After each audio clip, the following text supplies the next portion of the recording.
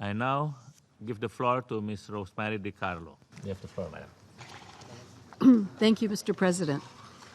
We are at yet another juncture in the Syrian conflict where civilians are paying the price for a never-ending war.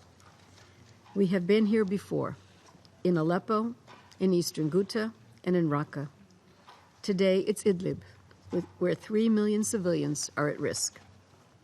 Until recently, the Russian-Turkish Memorandum of Understanding, signed on 17 September 2018, had significantly reduced violence in northwest Syria.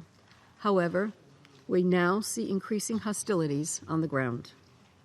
If the escalation continues and the offensive pushes forward, we risk catastrophic humanitarian fallout and threats to international peace and security. Therefore, the United Nations welcomes the announcement made on 15 May of a Turkish-Russian working group as a means toward reestablishing a cessation of hostilities in northwest Syria. That cooperation is desperately needed.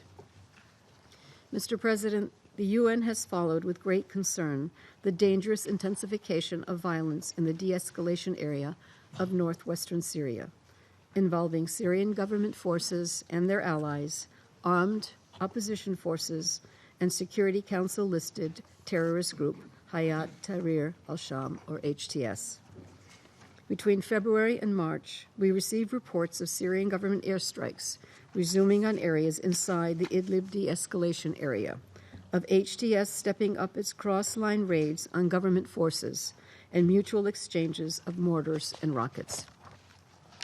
We have continued to receive reports of HTS launching attacks toward government areas, including a Russian airbase. On 8 March, Turkey, in coordination with Russia, began patrols inside the demilitarized zone. We welcomed these coordinated patrols, which de-escalated violence somewhat. Yet outside of patrol hours or patrol areas, attacks from both sides continued and increased significantly in late April.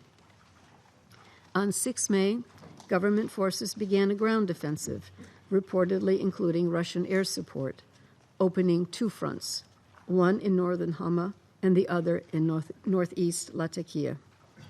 As of 15 May, the government had seized several towns in northern Hama inside the demilitarized zone. Turkey reports that 2 of its soldiers were injured on 4 May by government shelling on a Turkish observation post in northern Hama.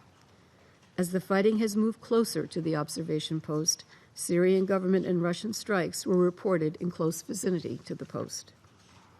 Since late April, this escalation in violence has reportedly killed and injured over 100 civilians and further displaced 180,000. The aerial bombardment is alarming, including the use of barrel bombs on populated areas. Airstrikes, barrel bombs, and shelling have damaged or destroyed multiple health facilities and schools in greater Idlib, several of which have been deconflicted with the UN. There was also reported shelling from the de-escalation zone into areas under government's control, including a rocket strike on the Nairab camp for Palestine refugees.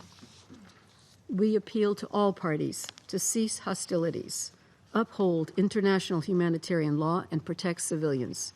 We condemn all attacks on civilians and civilian infrastructure, in particular medical facilities and schools, and urge the parties to respect the safety and neutrality of health and humanitarian workers. The Secretary General has called for an urgent de-escalation of the situation and urged the parties to recommit fully to the Russian-Turkish ceasefire arrangements. And he has urged the Astana guarantors, in particular Turkey and Russia, to ensure that this takes place. I strongly reiterate this appeal today.